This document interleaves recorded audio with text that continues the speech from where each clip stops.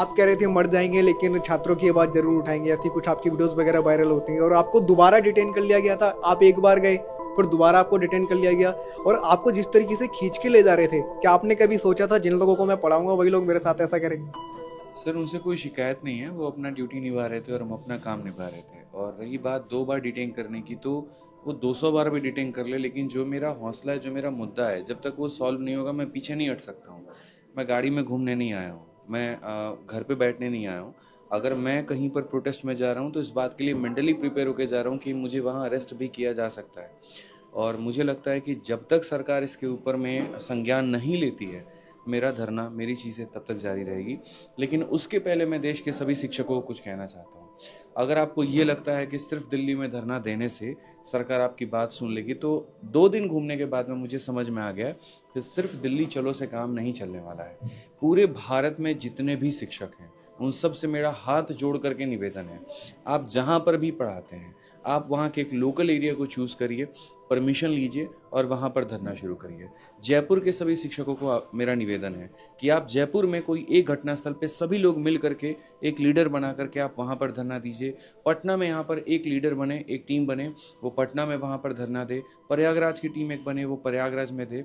क्योंकि जब तक पूरे भारत में इसकी आवाज़ नहीं उठेगी, नेशनल मीडिया इसे कवर नहीं करेगी, एसएससी के ऊपर में कोई दबाव नहीं बनेगा। और दबाव नहीं बनेगा तो बच्चों, मैं तुम्हें दिल से एक बात बता दूं, ये तुम्हारा सीजल का पेपर हवा हवा में ही निकल जाएगा। क्योंकि जिस तरीके से हमने डायरेक्टर से बात की, वो एकदम जिद पर अड़े हुए हैं कि एडिक्विटी ही पेपर कंडक्ट करवाएगी। और ये भी बात सुन लो मेरी बहुत ध्यान से, 3 साल का तो एग्रीमेंट उनके साथ में, और 2 साल वो और बढ़ सकता है। तो आप इस बात को मान के चलो 5 साल में पूरा बंटाधार हो जाएगा। और एडिक्विटी के सिलेक्शन फेयर नहीं होते हैं। कई ऐसे कारण है जो मैं अभी आपको ऑन कैमरा बता नहीं सकता बस, लेकिन आप इतने मान करके चलो कि ट्रांसपेरेंसी उतनी नहीं है जितने पहले के वेंडर्स में हुआ करती थी। तो हाथ जोड़ करके निवेदन है, तुम खुद लीडर बनो, तुम खुद आगे आओ, तुम खुद आकर के अपनी आवाज़ उठाओ। तुम्हारे लिए यहाँ पर ऐसे मान करके चलो कि कोई नहीं आएगा। लोग हैं तुम्हारे साथ में, शिक्षक हैं तुम्हारे साथ में, लेकिन तुम्हें आगे आना पड़ेगा और अलग अलग जगह पर आना पड़ेगा। एक आदित्य रंजन एक टाइम पर एक ही जगह पर हो सकते हैं, एक विक्रमजीत सर एक जगह पे हो सकते हैं, एक प्रशांत सर एक जगह पे हो सकते हैं, आपका प्यारा शिक्षक एक जगह पर हो सकता है। लेकिन सोचो अगर एक समय पर दशों दिशाओं से यहाँ जो है अगर बात पहुँचाई जाए सरकार तक, तो कितनी तेजी से सर वो फैलेगा।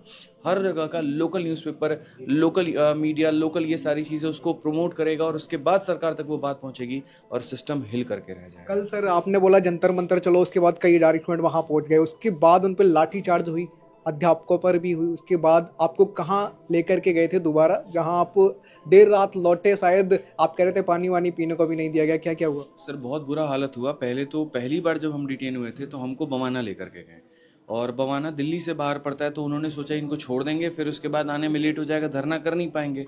हम जिद्दी आदमी हैं, पकड़ के लेके गए, फिर हम दोबारा से आ गए वहाँ से। तो जब हम जंतर मंतर में हम बोले हमें बच्चों से मिलने दो, तो मिलने नहीं दिया गया, बैरक लगा दिया कि आप नहीं मिल सकते, 5 बजे का टाइम में ख़त्म हो गया। हम सर को फ़ोन मिला रहे थे कि हमें आपके पास आना है, बच्चों से मिलना, नहीं मिलने दे रहे थे। फिर उसके बाद हमने जब वहाँ पर बैठ करके धरना देना शुरू किया, तो इन्होंने रस्सा बांध करके घेराबंदी कर दी। घेराबंदी के बाद में अब बच्चा तो भाग नहीं सकता है, उसी में इन्होंने लाठीचार्ज शुरू कर दिया। हम वहीं पे खड़े हो गए कि मेरे को मारना है मारो, मेरे कपड़े फाड़ने हैं फाड़ो, जो जख्म देने। देखो देखिए सारे गले पे निशान अभी यहाँ पे ऐसे छील रखा है पूरा, ठीक है, ये सारा छील रखा है। सर के पैर में बहुत चोट आई है, तो ये सारा कर रखा है उन्होंने। और ऐसी बर्बरता दी, मतलब बसों में उठाकर डाल दिया, शीशा उसमें जो है टूट गया। आपको तो और सर को दिख रहा है किस तरीके से धक्के मार मार के लेके जा रहे हैं। उसके बाद अंदर में सर की मेडिकल कंडीशन आ गई, पानी मांग रहे हैं तो पानी नहीं दे रहे हैं, कह रहे हॉस्पिटल में रोक दो, नहीं रोकेंगे। तो ऐसा महसूस हो गया तुमको मार देंगे लेकिन तुमको यहाँ छोड़ेंगे नहीं।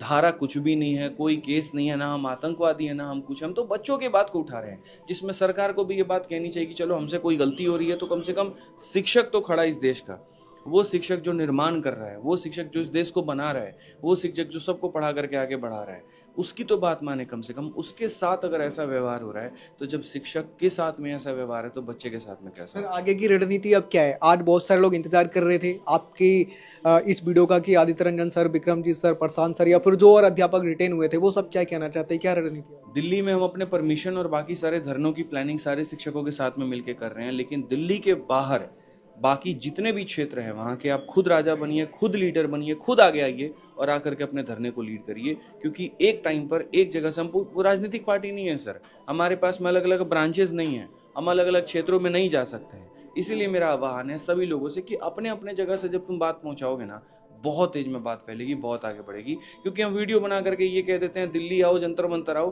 तो प्रयागराज वाला बच्चा सोचता है कि पता नहीं जाना उचित रहेगा कि नहीं रहेगा।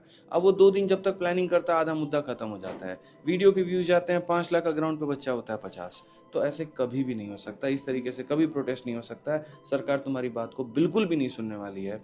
अपने क्षेत्र में आंदोलन करना शुरू करो। अर्थात सर